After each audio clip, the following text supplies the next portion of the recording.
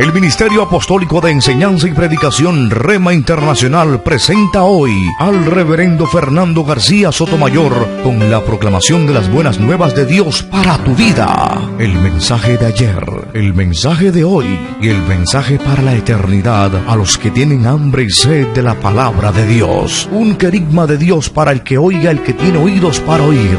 Escuche el dabar del Eterno a las naciones. Ahora es el tiempo para recibir el rema del Espíritu Santo a tu espíritu. Escuchemos con fe la memra del Señor para el alma.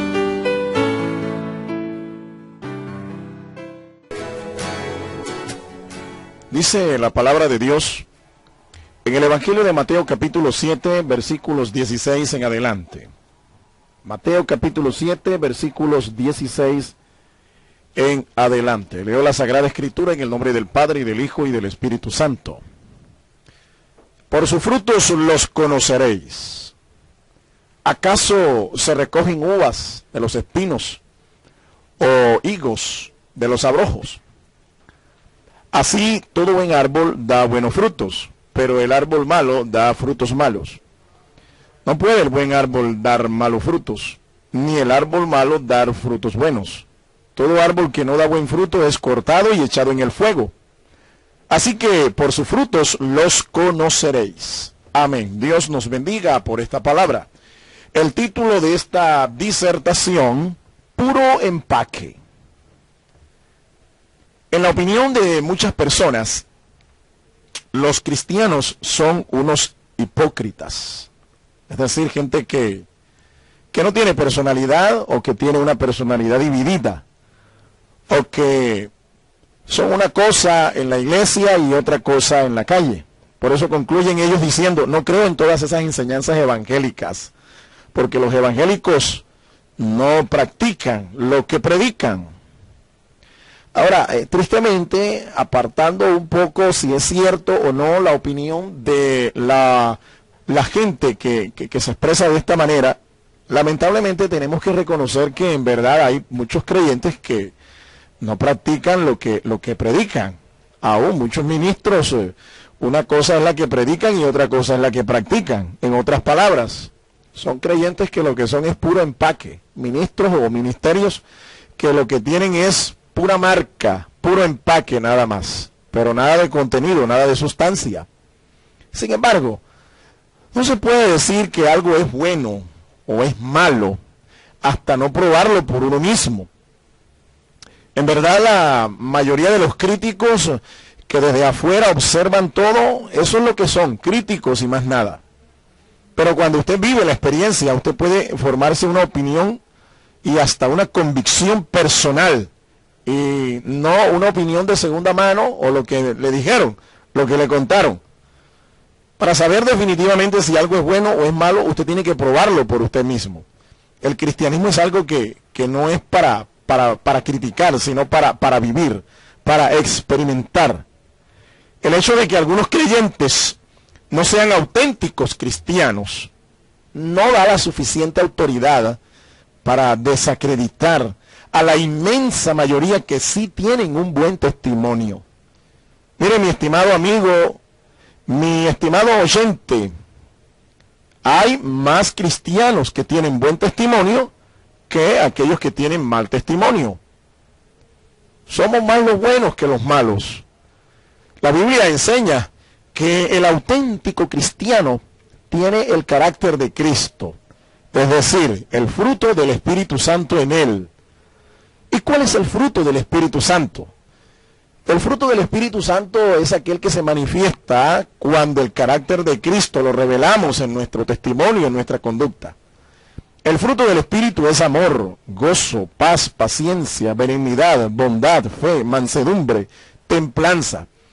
Así que el auténtico cristiano es alguien que ama, alguien que se goza ante cualquiera que sea la circunstancia que tenga que enfrentar, alguien que vive en paz y que hace la paz, alguien que definitivamente tiene paciencia ante las circunstancias de la vida, alguien que es benigno, que es bueno, que se comporta bien con su prójimo. Ese es el fruto del Espíritu, ese es el carácter de Cristo. Tampoco nosotros podemos tomar como excusa para no aceptar a Cristo el mal proceder de algunos creyentes. No, no es la norma a imitar, no es la conducta a imitar. Imitemos a Cristo y a los buenos cristianos, porque repito, más son los buenos que los malos. Veamos las razones por las cuales nosotros debemos imitar a Cristo y a sus seguidores, sus discípulos, los auténticos cristianos. La primera razón es porque la humanidad, escúcheme, reconoce la existencia de Dios. La humanidad reconoce la existencia de Dios. Este argumento, en teología, recibe el nombre de argumento teleológico o consenso universal. El concepto, la idea de Dios es un asunto universal. En cualquier raza, en cualquier civilización, así sea primitiva, así sea apartada de las grandes urbes, de las ciudades principales, las grandes ciudades del mundo, por muy apartada que se encuentre, el concepto de un Dios omnipotente, el consenso universal es real. Todo el mundo tiene el concepto inherente de Dios. Nace el ser humano con esta idea, con este concepto. Solo los necios morales son los que niegan a Dios. En el Salmo 14, el salmista dice en el versículo 1, dice el necio en su corazón, no hay Dios, se han corrompido, hacen obras abominables, no hay quien haga el bien. Dice el necio en su corazón, no hay Dios. Pero hay un postulado filosófico que dice que no se puede negar lo que no existe. Así que la mera negación de Dios ya está afirmando su existencia. Un necio moral es aquel que niega a Dios. No es que Dios no exista, no. Lo que sucede es que él quisiera que Dios no existiera para poder vivir una vida licenciosa, una vida inmoral y no tener ninguna autoridad moral o espiritual, no tener ninguna ley que lo juzgue, que lo condene. Ahora, hay varias clases de necios. Existen los llamados necios ateos. Desearían que Dios no existiera. Repito, para dar una rienda suelta a todos sus impulsos pecaminosos. Esos son los necios ateos, que desean que Dios no existiera. Existen también los necios que dudan de la resurrección y el poder de Dios. Esos son los llamados modernos saduceos. Gente que se burla de la doctrina cristiana, de la resurrección corporal de entre los muertos, obviamente de los que son de Cristo, para participar de la gloria eterna del Padre. Hay gente que se burla de esta doctrina. En los tiempos del Señor Jesucristo eran los saduceos, los que no creían en la resurrección, ni en los espíritus, ni en los ángeles. Hoy en día existen modernos saduceos que tampoco creen en esta doctrina del cristianismo que es fundamental.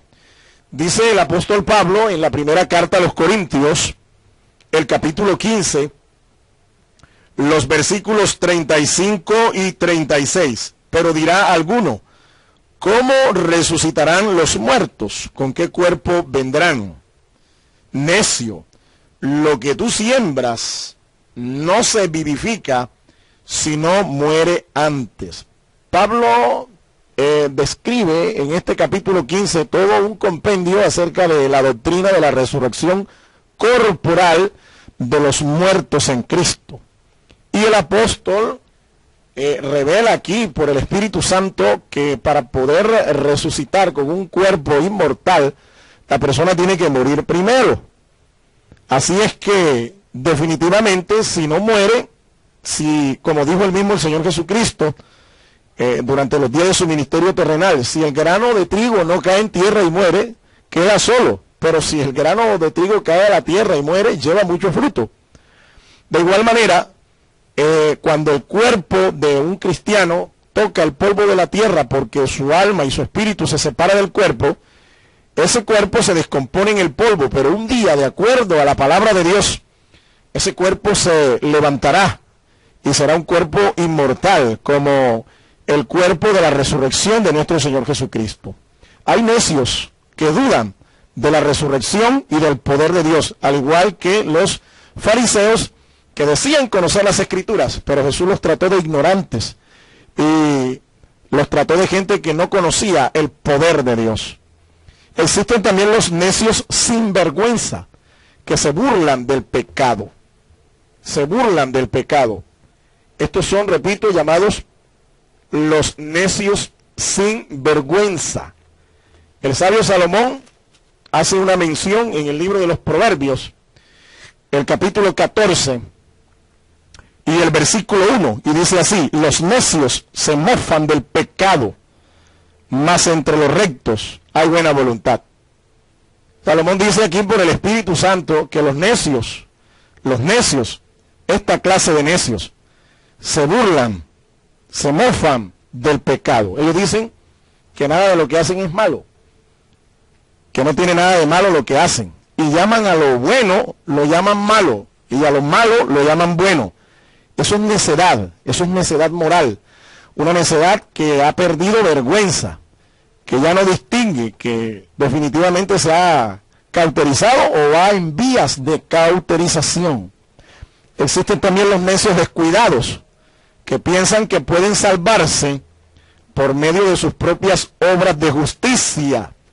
Hay gente que piensa así, gente que abraza una religión y creen que por practicar fielmente los preceptos de su religión, ellos agradan a Dios de esta manera y pueden alcanzar la salvación, pueden ganarse el cielo por medio de sus obras de justicia. Pero dice la palabra de Dios en el capítulo 7 del Evangelio de Mateo y el versículo 26: pero cualquiera que me oye estas palabras y no las hace, dice el Señor, le compararé a un hombre insensato, un hombre necio, que edificó su casa sobre la arena, y descendió lluvia, y vinieron ríos, y soplaron vientos, y dieron con ímpetu contra aquella casa, y cayó, y fue grande su ruina. Hay gente que edifica su vida espiritual, edifica su estado eterno sobre fundamentos que no son sólidos, sobre arena, sobre hojarasca, fundamento que no es sólido. Cuando vienen los momentos difíciles, cuando vienen las adversidades de la vida, representadas por estos ríos, por estos vientos, representadas por estas cosas que el Señor afirma aquí, la persona que edifica sobre estos fundamentos verá cómo su obra se arruina. Hay necios que piensan que pueden salvarse por medio de sus propias obras, pero cuando llegan al final de su existencia se dan cuenta que de nada les ha valido practicar una religión, porque la religión no salva, mi estimado amigo. Quien salva se llama Jesucristo, el Hijo de Dios. Los necios orgullosos también son una clase especial de necios. Ellos reconocen a Dios, pero no le glorifican como Dios. El apóstol Pablo, cuando escribe su carta a los romanos, hace una especie de descripción de esta clase de necios. Repito, son necios orgullosos. Ellos reconocen que Dios existe, pero no le glorifican como Dios. Y usted puede de pronto caer en esa categoría de personas. Saben que Dios existe, pero viven una vida que no glorifica a Dios. Romanos 1, 21 y 22 dice así, el apóstol Pablo, inspirado del Espíritu Santo, dice: pues habiendo conocido a Dios, note lo que dice el verbo, esta clase de gente conoce a Dios, pero no le glorifican como a Dios, ni le dieron gracias, sino que se envanecieron en sus razonamientos, y su necio corazón fue entenebrecido. Profesando ser sabios, se hacen necios. Necios orgullosos, que reconocen a Dios, tienen conocimiento de la existencia de Dios, pero no le glorifican como a Dios. Existen también los necios trabajadores. Ellos solo se preocupan por amontonar cosas materiales. Amontonan cosas materiales, se preocupan solo por las cosas materiales, olvidándose de lo espiritual, olvidándose de que la verdadera riqueza y el verdadero tesoro se debe hacer es en el cielo y no aquí en la tierra. El Señor Jesucristo dice en el Evangelio de Lucas, capítulo 12 y el versículo 20, dice, vamos a leer inclusive desde un poco más adelante para tener el contexto completo de lo que el Señor quiere enseñar aquí. Le dijo uno de la multitud, desde el versículo 13 del Evangelio de Lucas, capítulo 12, le dijo uno de la multitud, maestro, di a mi hermano que parta conmigo la herencia. Mas él le dijo, hombre, ¿quién me ha puesto sobre vosotros como juez o partidor? Y les dijo, mirad y guardaos de toda avaricia, porque la vida del hombre no consiste en la abundancia de los bienes que posee. También les refirió una parábola diciendo, la heredad de un hombre rico había producido mucho. Y él pensaba dentro de sí diciendo, ¿qué haré? Porque no tengo dónde guardar mis frutos. Y dijo, esto haré, derribaré mis graneros y los edificaré mayores, y allí guardaré todos mis frutos y mis bienes. Y diré a mi alma, alma, muchos bienes tienes guardados para muchos años. Repósate, come, bebe, regocíjate. Pero Dios le dijo, necio, esta noche vienen a pedirte tu alma, y lo que has provisto, ¿de quién será?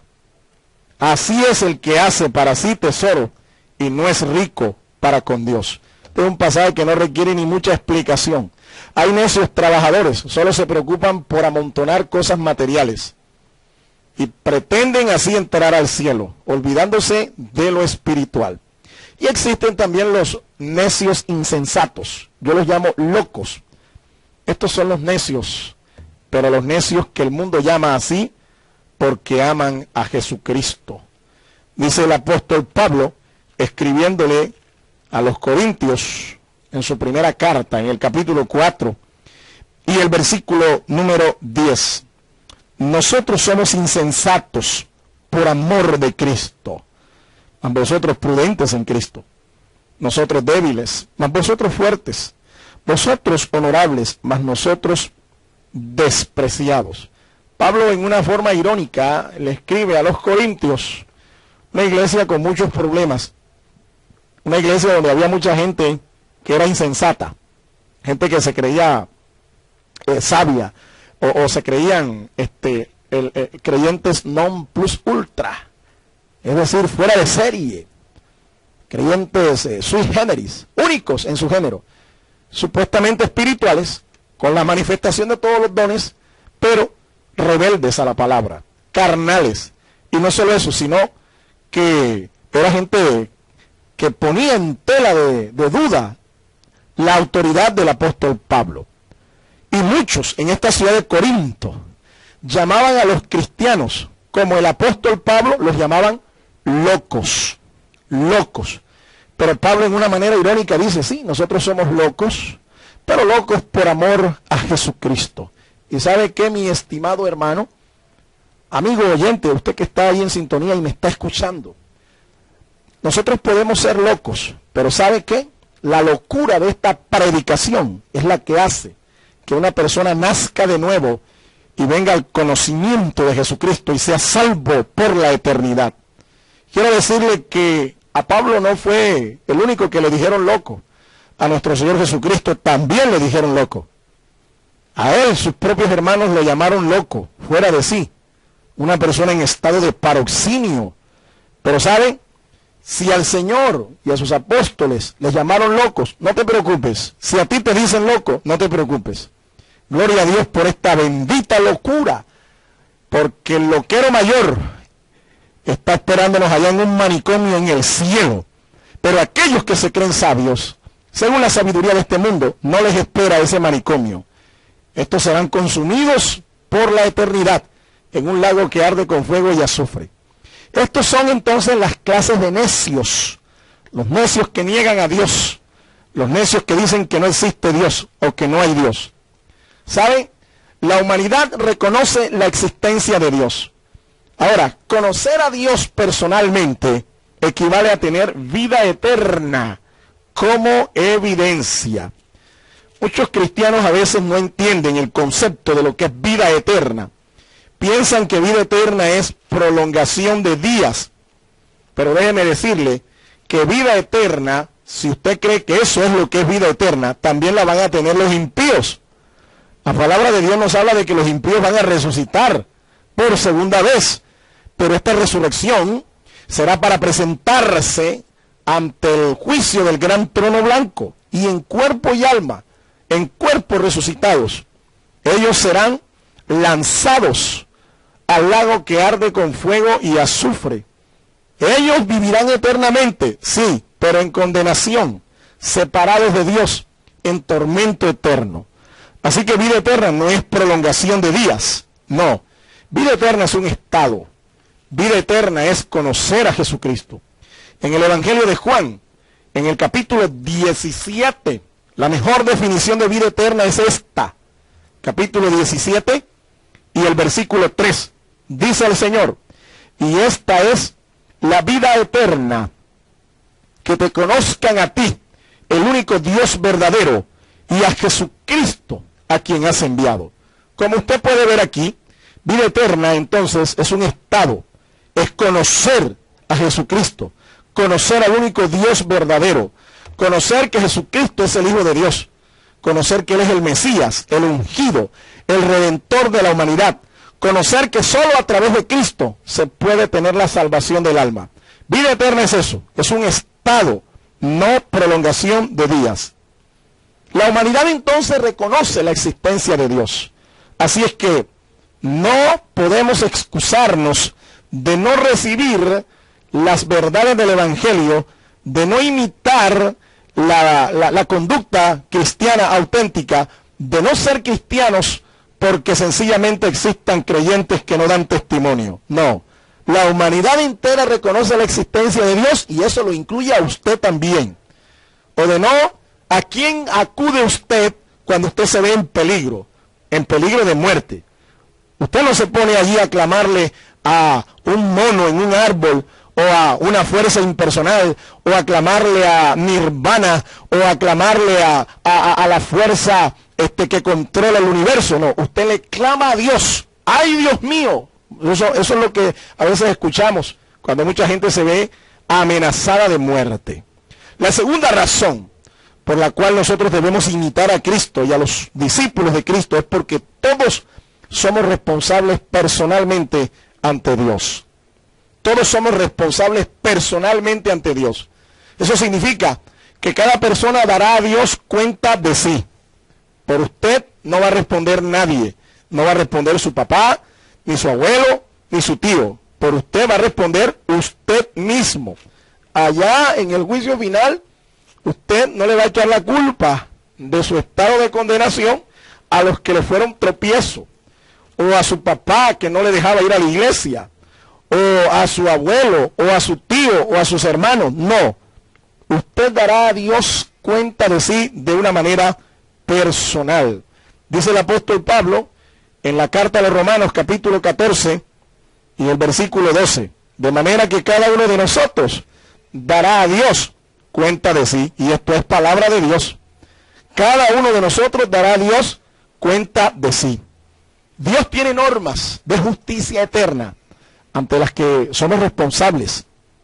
Y de repente usted puede jugar aquí al culto, usted puede jugar aquí a la religión, usted puede jugar aquí al evangélico, pero tarde o temprano esas normas de justicia, Dios las va a hacer eficaces. Y usted será responsable de haberlas quebrantado. Nadie podrá excusarse ante las normas de justicia que Dios ha establecido. Dice el apóstol Pablo, escribiéndole a los romanos, en el capítulo 2 y el versículo 11. Romanos 2:11. Porque no hay acepción de personas para con Dios. Escuche, no hay acepción de personas para con Dios.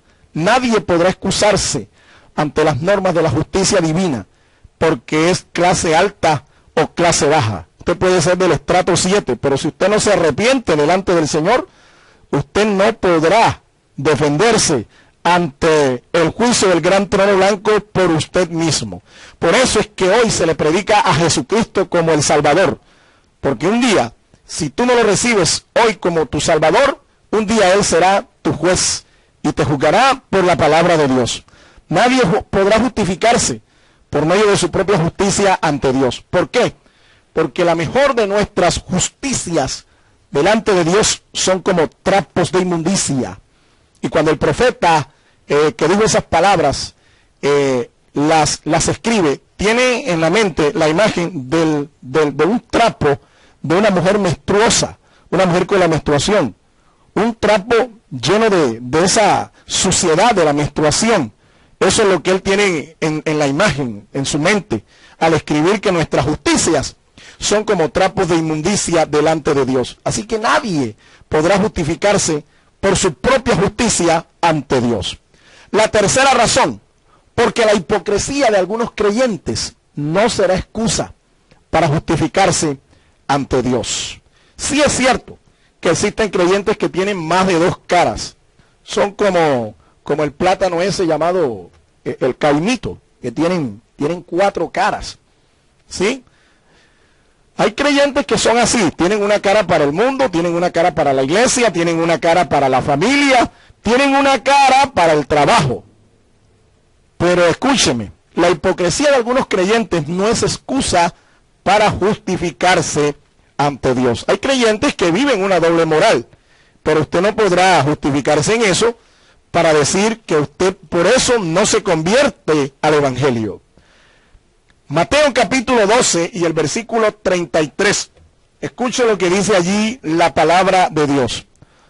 O haced el árbol bueno y su fruto bueno, o haced el árbol malo y su fruto malo, porque por el fruto se conoce el árbol. ¿Sabe? Un inconverso puede darse cuenta hoy de quién no es un verdadero cristiano. No es difícil. ¿Cómo lo identificamos? Por su fruto. El árbol malo no da buenos frutos. El árbol bueno no da malos frutos. ¿Cómo conocemos que un árbol es de mango? Porque da mango, no da papaya, no da sandías, no da uvas, da mango.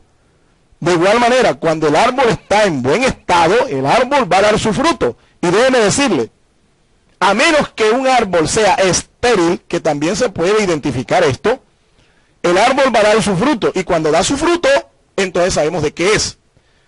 Examine los frutos en la vida de un auténtico cristiano y usted sabrá si es un auténtico cristiano o no. El testimonio santo y fiel del Evangelio en la vida de los cristianos será una voz que condene en el día del juicio final a los que rechazaron a Cristo. Antes de estarse justificando, porque usted conoce a muchos creyentes que son creyentes dos caras o puro empaque, déjeme decirle, ponga su mirada en el Señor Jesucristo y en aquellos cristianos que son fieles, porque el testimonio de estos fieles, el testimonio de estos santos, será una voz que le condena a usted en el día del juicio final por haber rechazado a Jesucristo. Un buen árbol produce buen fruto. Así también, un cristiano fiel producirá buen fruto. Esto es carácter espiritual. Carácter espiritual. Escúcheme, no es lo que está por fuera, no. Son sus obras, es su fruto, es su conducta, es su proceder. Y quiero concluir en esta hora. El dinero falso, que bastante hay, no elimina ni desacredita la validez del dinero que es genuino. Así tampoco un falso creyente no desacredita al verdadero creyente. Si usted no ve fruto espiritual en la vida de los creyentes de su localidad, es porque no han nacido de nuevo. Ellos sencillamente han cambiado de una religión a otra, o sencillamente están haciendo el papel, puro parampampán, no son nada, no son cristianos, no han nacido de nuevo, tienen el nombre de que viven, pero están muertos. Si usted critica a un creyente ante otro creyente para justificar su proceder ante él y no convertirse a Cristo, entonces conviértase usted y dé ejemplo de cómo debe ser el testimonio de un auténtico cristiano. Antes de criticar, más bien conviértase y usted dé cátedra de cómo es que debe vivir un auténtico cristiano. ¿Sabe? Es imposible escapar del juicio final. Esta es una cita ineludible y ciertísima. Mi estimado hermano, como que existe el día de hoy, te aseguro que habrá un juicio final. Y a esta cita tendrás que acudir. Esto es algo cierto y que se certifica en toda la Escritura. En ese día, solo Cristo podrá ser tu abogado. Pero solo si hoy le recibes como tu Salvador personal. De lo contrario, Él en ese día será tu juez.